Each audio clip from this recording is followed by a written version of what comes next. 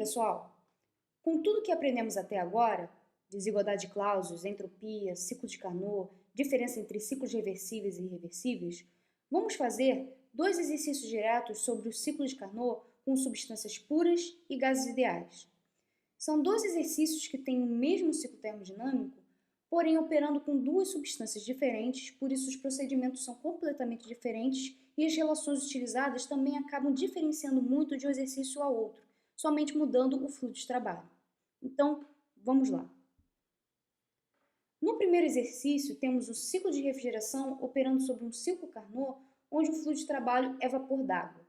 Sendo assim, vamos trabalhar com as propriedades termodinâmicas para a água pura para esse caso. É importante investigar cada especificidade do enunciado. Então, caso tenham dúvidas, sublinhem que é ciclo Carnot, que o mecanismo é um refrigerador e que o fluxo de trabalho é vapor d'água. Então, Carnot, refrigeração, vapor d'água.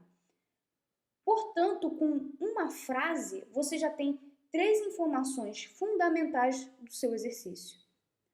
Continuando, você tem também as temperaturas dos reservatórios quente e frio. E a informação essencial que os componentes desse ciclo trabalham em volume de controle, com uma entrada e uma saída. Há também a indicação da entrada da compressão adiabática e da saída da compressão isotérmica. Com isso, você já consegue montar o ciclo termodinâmico. Um enunciado indica também que o ciclo de refrigeração atua como uma bomba de calor, como vocês podem ver. Isso vai influenciar diretamente no cálculo do coeficiente de performance. Sendo assim, já temos todas as informações suficientes para resolver o exercício. Primeira coisa a se fazer nesse exercício, já que o enunciado nos deu as informações dos pontos de entrada da compressão adiabática e compressão isotérmica, é tentar montar o ciclo de Carnot. Nem sempre com as informações dadas no exercício inicialmente vai ser possível montar o ciclo. Às vezes você consegue uma estimativa, porém nesse caso você consegue ter diretamente o ciclo de Carnot logo no início. Então, vamos lá. O ponto de entrada da compressão adiabática é vapor saturado e a saída da compressão isotérmica no condensador é líquido saturado. Então tá, temos esses dois pontos. Consequentemente, temos os dois processos do ciclo de Carnot de refrigeração, que é composto por 4 processos.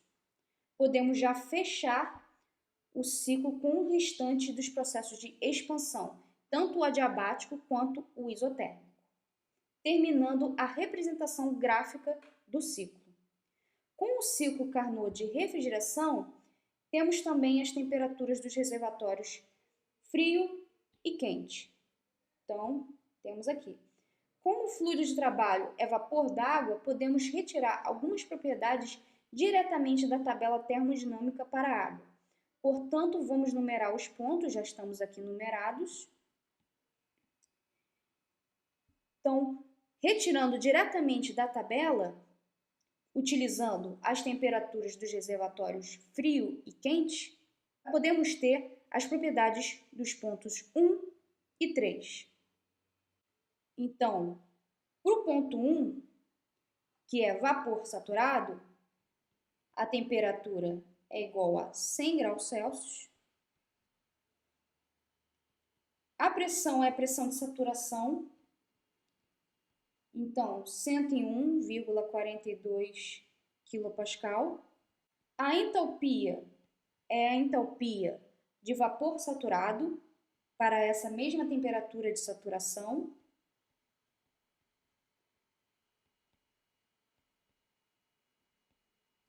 E, por último, pegamos a entropia, que essas vão ser as informações necessárias para o nosso exercício.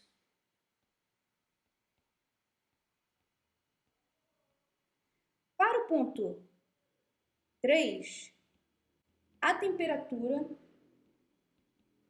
vai ser 300 graus Celsius, dado no enunciado. A pressão é a pressão de saturação para essa temperatura. E continuando, podemos já pegar a entalpia, sabendo que é líquido saturado.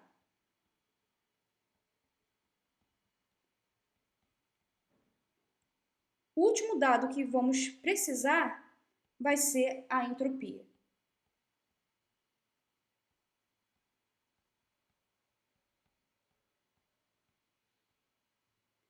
Para esses dois pontos, já temos os dados diretamente da tabela termodinâmica. As entropias dos pontos 1 e 2 são iguais, pois é um processo adiabático reversível, portanto, é isentrópico. Mesma coisa para 3 e 4. Com isso, conseguimos o restante das propriedades para esses pontos. Sabendo também que no ponto 2 está na região de vapor superaquecido para 300 graus Celsius. Então, podemos já, no ponto 2, na temperatura de 300 graus Celsius, sabendo que S1 é igual a S2, que é igual a 7,3542,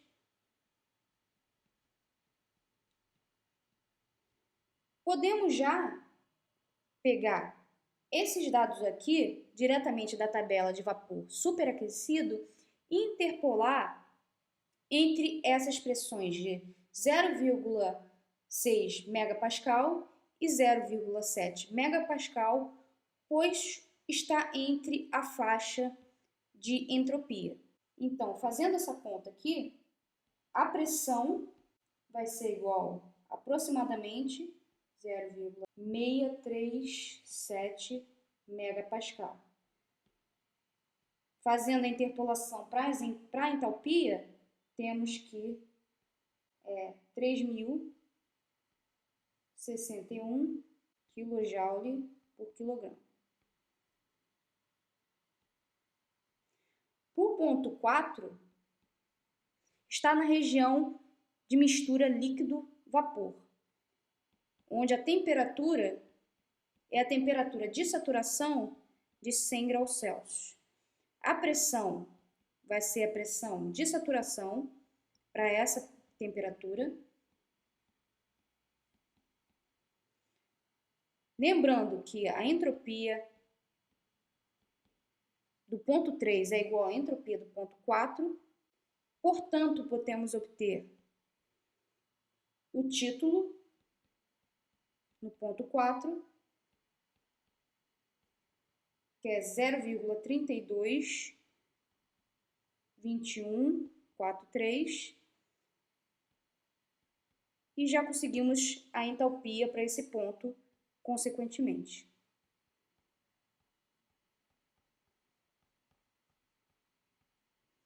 Com todas as propriedades, podemos já aplicar a primeira lei da termodinâmica, que seria o próximo passo. Então, aplicando a primeira lei da termodinâmica para volume de controle em cada processo, sabendo que temos uma entrada e uma saída para todos os componentes, temos a primeira situação. A primeira situação, de 1 para 2, seria o seguinte: vamos considerar regime permanente e vamos considerar que nesse processo de 1 a 2 é um processo adiabático de compressão. Então, utilizando o referencial de compressão diretamente na conservação de energia, temos essa relação aqui, onde no final o trabalho de compressão entre os estados 1 e 2 é igual à diferença de entalpia. Essa conta aqui vai dar 385,45 kJ por quilo. Já de 2 a 3 é um processo de troca de calor com rejeição de calor para o reservatório de temperatura mais alta, já que é um ciclo de refrigeração. Considerando o regime permanente, com rejeição de calor, sendo compressão de 2 a 3. Simplificando a relação, podemos colocar em função da compressão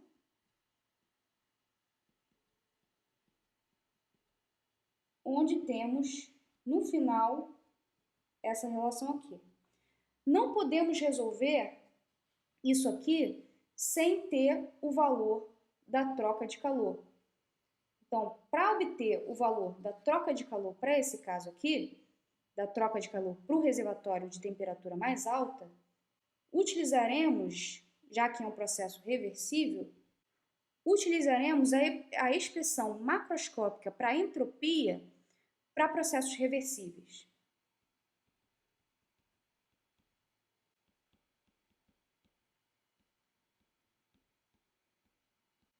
Isso aqui vai dar 2.349,34 kJ por quilo. Então, o trabalho de compressão de 2 a 3 vai dar 633,3. O trabalho de compressão total vai ser o trabalho de compressão de 1 a 2 mais o trabalho de compressão de 2 a 3. Isso aqui vai dar 1.018,74 kJ por quilo. Aplicando a primeira lei para os restantes dos processos, teremos a seguinte relação. De 3 a 4, temos uma expansão sem troca de calor, utilizando o regime permanente, seria 0 menos de 3 a 4, um trabalho de expansão, lembrando do referencial para a expansão aqui, mais H3 menos H4, onde o trabalho de expansão para esse processo é dado de H3 menos H4. Isso aqui vai ser 198,6 kJ por quilo. Já de 4 a 1, dos estados 4 a 1, temos que é 0, já que temos uma troca de calor, um fornecimento de calor, temos que mais QL, menos processo de expansão, ou seja, vai ter um trabalho de expansão de 4 a 1, mais H4 menos H1. O trabalho de expansão aqui, ele é dado pela troca de calor mais H4 menos H1. O QL, novamente, vamos utilizar a expressão macroscópica da entropia, lembrando de usar a temperatura do reservatório em Kelvin.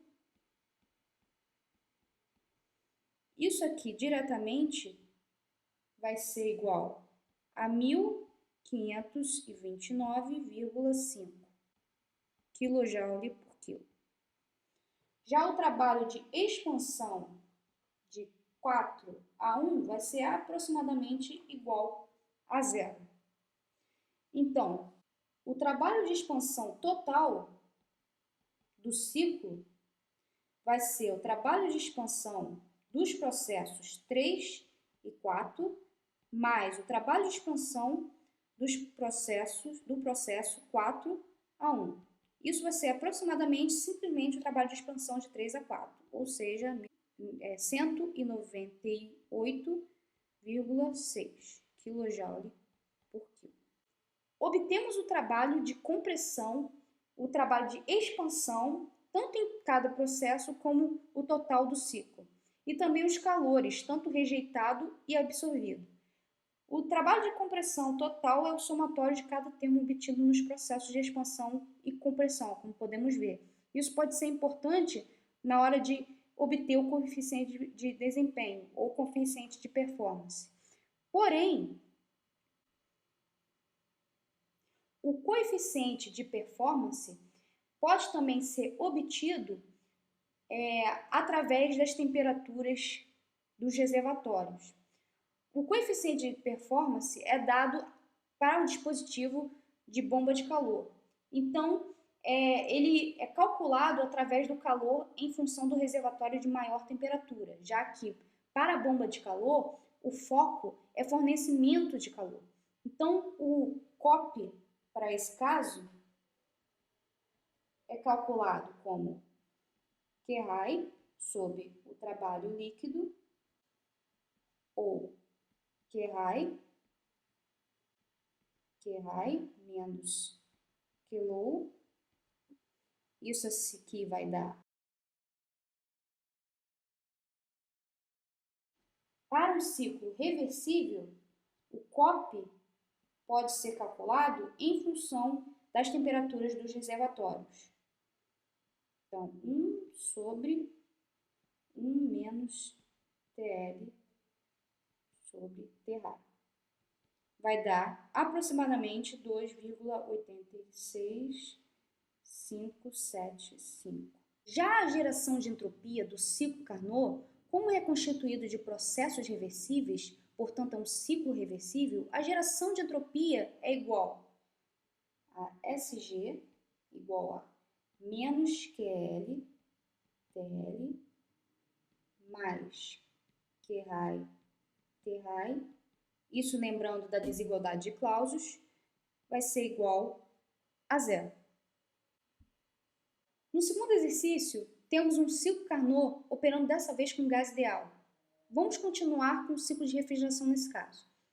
As temperaturas que ocorrem os processos isotérmicos são dadas, assim como o volume do final do processo de compressão isotérmica.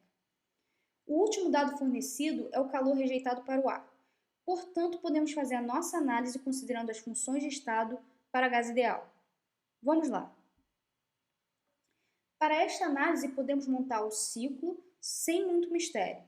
Temos algumas informações de alguns pontos do ciclo e do restante iremos obter com relações simples e diretas, considerando gás ideal e analisando diretamente cada um dos processos. A partir da numeração descrita no ciclo Carnot, essa aqui como podemos ver, podemos, a partir dos dados fornecidos, obter a pressão e volume para cada ponto. Temos a temperatura dos reservatórios de maior temperatura e de menor temperatura. Então, vamos começar pelo ponto 4, já que temos a temperatura do reservatório de maior temperatura e o volume depois do processo de compressão isotérmica, que seria esse ponto. Pressão do ponto 4 é igual a mRT4 sobre o volume, isso considerando a equação de estado para gás ideal. Diretamente já obtemos uma propriedade dos pontos do ciclo. Continuando, como o processo de 4:1 é adiabático, podemos utilizar novamente as relações de gás ideal para um processo adiabático em função da pressão e temperatura. Então, vamos fazer isso do ponto 4:1 para obter a pressão no ponto 1. Então, T4 sobre T1 é igual a P4 sobre P1, K menos 1 sobre K, lembrando que K é igual a 1,4. Isso é dado no exercício. Arranjando essa equação, temos que T1 sobre T4, K menos 1, vezes P4. Então, já temos a pressão no ponto 1, que seria 459,956 kPa. Vamos continuar no ponto 1. Para o volume do ponto 1, é só usar a equação de estado para o gás ideal, que seria volume no ponto 1, mR T1 P1, que é igual a 0,015679 metro cúbico. Como o ciclo é fechado, podemos aplicar a primeira lei da termodinâmica para ciclos fechados entre os estados termodinâmicos. Então, nesse momento, já vamos começar a aplicar a primeira lei da termodinâmica. Então, vamos aplicar a primeira lei nos estados 1 e 2, já que sabemos o calor rejeitado nesse processo. Então, MU menos 1 é igual a Q1 menos,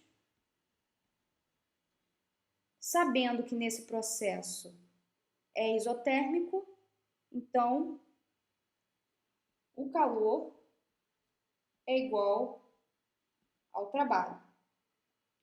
Isso aqui é igual a trabalho de expansão, que é dado pela integral de PDV. Como é isotérmico, podemos já fazer essa integral diretamente dessa forma aqui. V2, V1. Então, a ideia aqui é conseguir o volume no ponto 2. A relação de volume no ponto 2, tendo o calor rejeitado, já que o calor rejeitado é igual ao trabalho, então podemos relacionar que V2 sobre V1 é igual a exponencial do trabalho no ponto 1 e 2, mRTL, que é igual a exponencial do calor rejeitado no processo 1 e 2, mRTL. Isso aqui é igual a aproximadamente 1,61. Então, assim que vamos conseguir o volume no ponto 2. Consequentemente, a pressão no ponto 2. Então, o volume no ponto 2 é aproximadamente 0,025 1288 metro cúbico, e a pressão diretamente da equação de estado para gases ideais, utilizando esse volume. Então, a pressão do ponto 2 é 285,687 kPa. Vamos continuar com a ideia de obter todas as propriedades nos pontos do ciclo de Carnot. Vamos continuar para o ponto 3 agora. Para o ponto 3, temos a seguinte relação para o ciclo de Carnot, onde o T-high sobre T-low é igual a V4, V1, K menos 1, que é igual a V3, V1, K menos 1. Essa relação já foi obtida anteriormente em aulas passadas. Então, sabemos que V3 sobre V4 é igual a V2 sobre V1. Rearranjando essa equação, podemos obter o volume do ponto 3 só em relação entre os volumes dos outros pontos. Isso aqui vai dar 0,0161 metro cúbico. Já a pressão nesse ponto seria mRT3 sobre V3, que vai dar aproximadamente 535,025 kPa. Com isso, já temos todas as propriedades de todos os pontos do ciclo. Agora, é só aplicar a primeira lei da termodinâmica para o restante dos processos para obter os trabalhos de compressão e expansão e também o calor absorvido. Então, vamos lá. Para o processo 1 e 2, já sabemos que o trabalho de compressão é igual ao calor rejeitado, que é dado já no enunciado.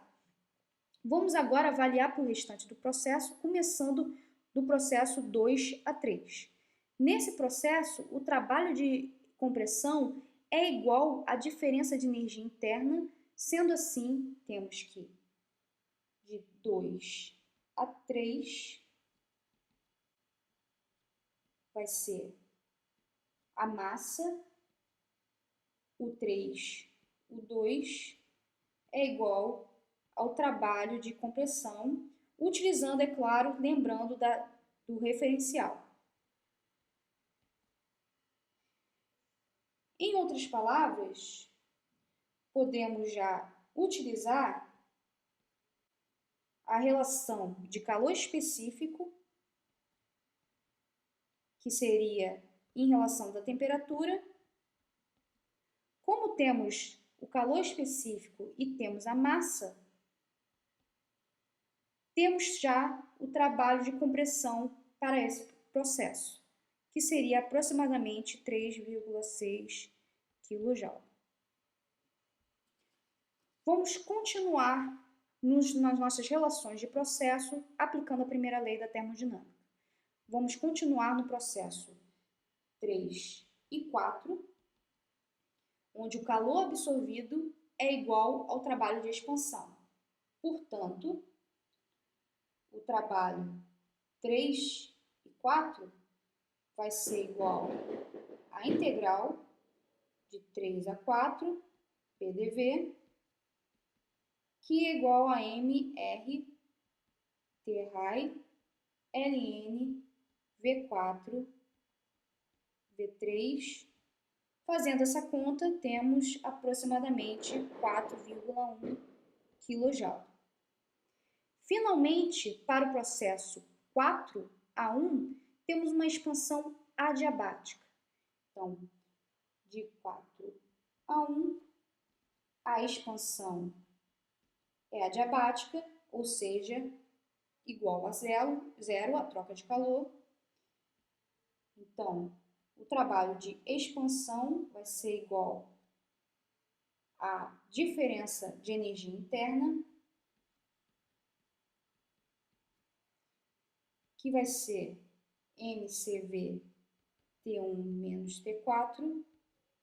Então, o trabalho de expansão para esse caso vai ser aproximadamente 3,585 kJ. No final, podemos calcular o coeficiente de desempenho do refrigerador considerando a temperatura do reservatório de temperatura mais baixa. Com isso, o COP é calculado como COP de refrigeração como 1 sobre TRAI sobre TL menos 1, que é igual a 5. Poderíamos calcular o COP com trabalho líquido e também com calor. Vai dar algo próximo do valor obtido. Se você cometeu algum erro relativo durante o exercício, vai ter um erro na hora de calcular o COP. Então, é mais simples calcular o coeficiente de desempenho com as temperaturas do reservatório. Então, o trabalho líquido seria igual aos trabalhos 1 e 2, mais os trabalhos 2 e 3, mais o trabalho 3 e 4, mais o trabalho 4 e 1. Isso aqui vai ser aproximadamente 0,68 kJ. Então, uma outra forma de calcular o COP do refrigerador é 3,4 sobre 0,68, que também vai ser, tem que ser próximo de 5. Então é isso, pessoal. Terminamos a aula por aqui com 2 exercícios de ciclo Carnot. Nesses ciclos, avaliamos diferentes procedimentos com base no fluxo de trabalho e também se o ciclo de Carnot é fechado ou os componentes operam com fluxo de massa. É imperativo que vocês prestem atenção no enunciado na hora de avaliar cada exercício. Com isso, ficamos por aqui e até a próxima aula.